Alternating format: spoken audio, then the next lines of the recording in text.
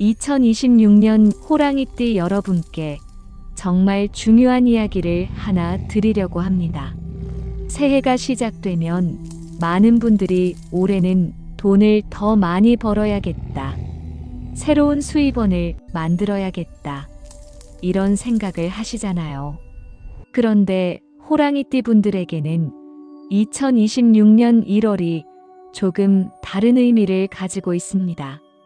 돈을 더 벌기 위해 바쁘게 움직이는 시기가 아니라 이미 들어와 있는 돈이 새어나가지 않도록 단단히 붙잡아야 하는 시기거든요. 호랑이띠는 12지 중에서도 추진력이 정말 강한 편에 속합니다. 뭔가 결심하면 바로 실행에 옮기고 책임감도 강해서 맡은 일은 끝까지 해내는 성향이 있죠. 그래서 수입을 만드는 능력 자체는 충분히 갖추고 계세요. 문제는 다른 데 있습니다. 바로 지출이에요. 호랑이띠 분들은 사람 관계가 흔들리거나 주변 물건들이 정리되지 않거나 생활 리듬이 무너질 때 지출이 눈에 띄지 않게 조금씩 늘어나는 경향이 있어요. 스트레스를 받으면 소비로 푸는 거죠. 그런데 이게 한두 번은 괜찮은데 습관이 되면 문제가 커집니다. 1월에 무심코 내보낸 작은 것 하나하나가 쌓여서 한 해 내내 이어지는 금전 습관으로 굳어지거든요. 그래서 오늘은 2026년 1월 병우년을 맞이한 호랑이띠 분들이 절대로 남에게 주면 안 되는 물건 6가지에 대해 말씀드리려고 합니다. 왜 주면 안 되냐고요? 단순히 물건을 넘기는 게 아니라 그 물건에 담긴 에너지와 기준까지 함께 넘어가기 때문입니다. 여러분이 매일 쓰는 지갑, 들고 다니는 가방, 신는 신발, 이런 것들은 그냥 물건이 아니에요. 그 안에는 여러분이 돈을 대하는 태도, 일을 대하는 마음, 삶을 대하는 방향이 전부 담겨 있습니다. 그래서 이런 물건들을 함부로 남에게 주면 그 사람에게 좋지 않은 에너지가 넘어갈 수도 있고 동시에 여러분의 금전운도 함께 흔들릴 수 있어요. 특히 1월은 한 해의 기준을 세우는 달입니다. 이 시기에 어떤 물건을 정리하고 무엇을 남기고 어떤 것을 내보내느냐에 따라서 2026년 한 해 동안의 금전 흐름이 결정된다고 봐도 과언이 아니에요. 그래서 지금부터 제가 말씀드리는 6가지 물건만큼은 절대로 남에게 주지 마시고 정리하거나 과감하게 버리는 방향으로 가셔야 합니다. 오늘 영상 끝까지 보시면 왜 이 물건들을 주면 안 되는지, 그리고 이것들을 어떻게 정리해야 금전운이 안정되는지 명확하게 아실 수 있을 겁니다. 그럼 지금부터 호랑이띠 분들이 2026년 1월에 절대 주면 안 되는 6가지 물건에 대해 하나씩 자세히 말씀드리겠습니다. 첫 번째, 지갑입니다. 지갑은 단순히 돈을 넣어두는 물건이 아닙니다. 여러분이 돈을 어떻게 다루는지, 돈에 대해 어떤 태도를 가지고 있는지가 고스란히 담기는 공간이에요. 어떤 분들은 지갑 안에 영수증이 가득하고 또 어떤 분들은 카드가 너무 많아서 두툼하게 부풀어 있고 반대로 어떤 분들은 텅 빈 지갑을 가지고 다니시죠. 그런데 이 모든 상태가 사실은 여러분의 금전 습관을 그대로 보여주는 거예요. 지갑이 정리되지 않으면 돈의 흐름도 정리되지 않습니다. 카드가 몇 장인지, 현금이 얼마나 있는지, 포인트 카드는 어디 있는지 파악이 안 되면 지출도 파악이 안 돼요. 그런데 이런 지갑을 남에게 준다고 생각해 보세요. 정리되지 않은 상태의 지갑 또는 빈 지갑을 누군가에게 넘기는 행동은 무의식적으로 비어 있어도 괜찮다는 기준을 만들 수 있어요. 여러분 스스로에게도 그렇고 그 지갑을 받는 사람에게도 그런 에너지가 전달되는 거죠. 1월에는 지갑을 주고받기보다 지금 쓰고 있는 지갑을 깨끗하게 정리하고 정돈하는데 집중하셔야 합니다. 낡은 지갑이 있다면 과감하게 버리세요. 남에게 주지 마시고요. 지갑은 돈의 기준이 담긴 물건이기 때문에 함부로 넘기면 안 됩니다. 두 번째, 가방입니다. 가방은 하루 동안 여러분이 감당해야 할 일과 부담을 담는 물건이에요. 출근할 때 드는 가방, 외출할 때 드는 가방, 여행 갈 때 드는 가방. 이 모든 가방 안에는 여러분의 하루가 들어 있습니다. 노트북, 서류, 지갑, 화장품, 물병, 우산, 이런 것들이 전부 가방 안에 담기잖아요. 그런데 가방이 너무 무겁거나 오래 써서 형태가 망가졌거나 지퍼가 고장났는데도 계속 쓰고 있다면 어떻게 될까요? 무의식적으로 피로감이 쌓입니다. 매일 아침 그 가방을 들 때마다 귀찮다는 생각이 먼저 들어요. 이 상태가 반복되면 판단력이 느려지고 일 처리도 느려지고 결국 편한 선택으로 기울게 됩니다. 편한 선택이 뭐냐면 배달 음식 시키기, 택시 타기, 필요 없는 물건 충동 구매하기, 이런 거예요. 작은 소비들이 쌓이는 거죠. 그리고 이런 망가진 가방을 남에게 준다는 건 그 사람에게 무거운 짐의 에너지를 넘기는 것과 같아요. 낡은 가방을 남에게 주기보다는 지금 쓰고 있는 가방 안에 필요한 것만 남기고 가볍게 정리하는 게 중요합니다. 가방이 가벼워지면 마음도 가벼워지고 마음이 가벼워지면 불필요한 소비도 줄어듭니다. 세 번째, 신발입니다. 신발은 움직임과 선택의 방향을 상징하는 물건이에요. 여러분이 어디로 가고 무엇을 하고 어떤 사람을 만나는지 이 모든 것이 신발을 통해 이루어지잖아요. 그래서 신발의 상태는 곧 여러분 삶의 방향과 직결됩니다. 불편한 신발을 신으면 어떻게 될까요? 외출 자체가 피곤해져요. 발이 아프니까 빨리 집에 들어가고 싶어지고 약속도 귀찮아지고 사람 만나는 것도 부담스러워집니다. 그러면 자연스럽게 활동량이 줄어들고 그 피로를 소비로 보상받으려는 흐름이 생겨요.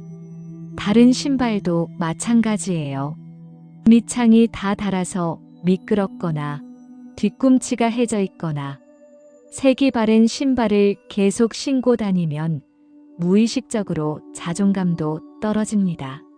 나는 이 정도 신발을 신어도 되는 사람이라는 기준이 생기는 거죠. 신발을 정리하면서 지금의 삶에 맞지 않는 신발은 과감히 정리해야 합니다. 특히 신발을 남에게 주는 행위는 방향을 잃은 에너지를 전달하는 것과 같아요.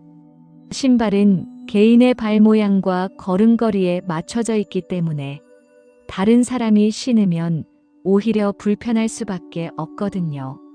그러니 신발은 주지 말고 버리세요. 네 번째, 멈춘 시계입니다. 시계는 시간의 흐름을 담은 물건이에요.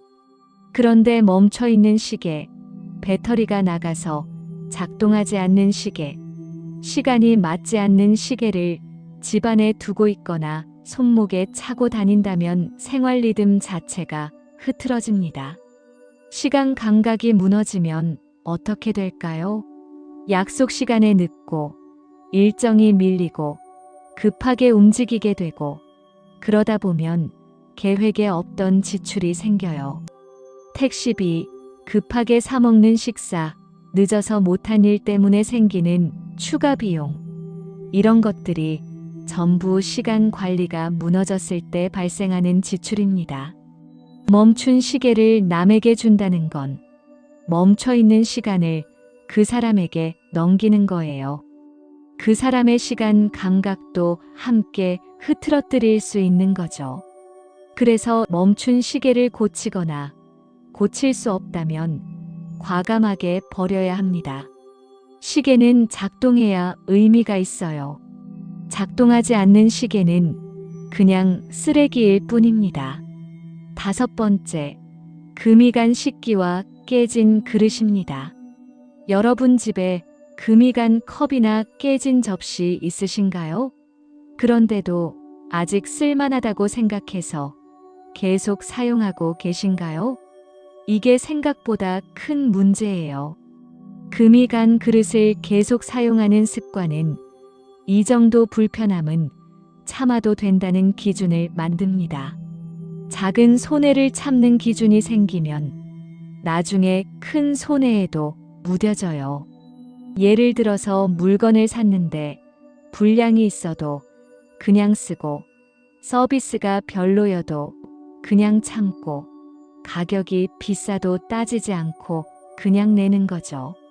이런 식으로 손해를 보는 습관이 쌓이면 금전운은 절대 좋아질 수 없습니다.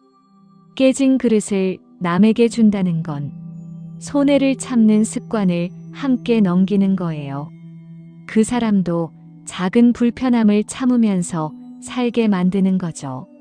금이 간 식기, 깨진 그릇, 이런 것들을 과감하게 버리면서 삶의 기준을 다시 설정해야 합니다. 나는 온전한 것을 쓸 자격이 있는 사람이라는 기준을 세우세요. 6번째, 이유 없이 들어온 물건입니다. 집안을 둘러보면 어디서 왔는지 기억나지 않는 물건들이 있어요. 누가 준 건지, 내가 산 건지, 언제 생긴 건지 모르는 물건들이요. 이런 물건들은 소비 기준을 흐리게 만듭니다. 왜냐하면 이런 물건들은 대부분 언젠가 쓰겠지라는 생각으로 방치되어 있거든요. 그런데 이 언젠가는 평생 오지 않아요. 결국 공간만 차지하고 정리할 때마다 스트레스만 주는 물건이 되는 거죠. 그리고 이런 물건이 많아질수록 지출도 같은 방식으로 반복됩니다. 일단 사고 나중에 쓰지 뭐 이런 식으로요. 손에 들고 존재 이유가 설명되지 않는다면 그 물건은 이미 정리 대상입니다. 이런 물건을 남에게 준다는 건 목적 없는 소비의 패턴을 전달하는 거예요. 그 사람도 쓸모없는 물건을 받아서 집안에 쌓아두게 되는 거죠. 이유 없이 들어온 물건들을 하나씩 점검해 보세요. 이게 왜 여기 있는지, 언제 마지막으로 썼는지, 앞으로 쓸 일이 있는지 질문을 던지고 명확한 답이 나오지 않으면 과감하게 버리세요. 주지 마시고요. 지금까지 말씀드린 6가지 물건, 지갑, 가방, 신발, 맨춘 시계, 금이 간 그릇, 이유 없이 들어온 물건, 이것들의 공통점이 뭔지 아시겠어요? 전부 돈보다 먼저 생활의 흐름과 마음의 리듬을 흔드는 물건들이라는 겁니다. 생활이 흐트러지면 판단이 흔들리고 판단이 흔들리면 돈은 조용히 빠져나갑니다. 그래서 이 물건들을 정리하는 게 중요한 거예요.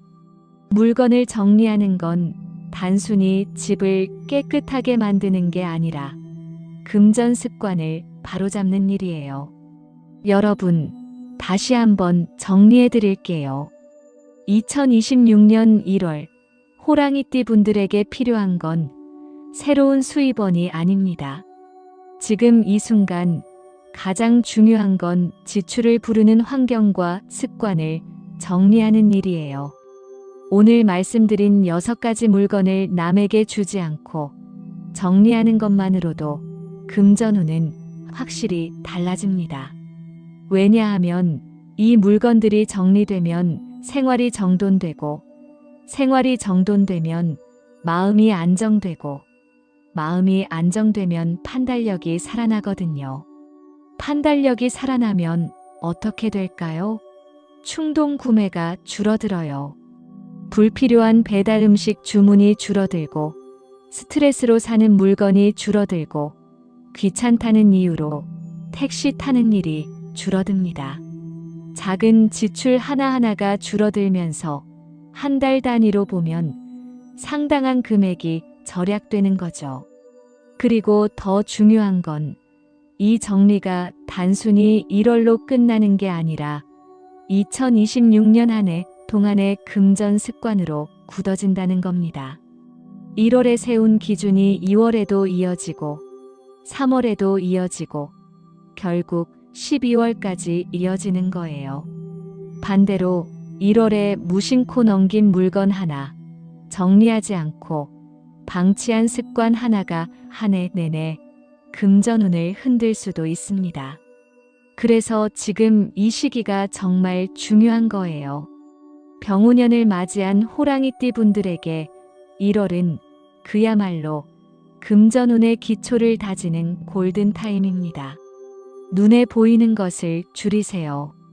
집 안에, 가방 안에, 지갑 안에 불필요한 것들이 너무 많으면 정신이 산만해지고 소비도 산만해집니다.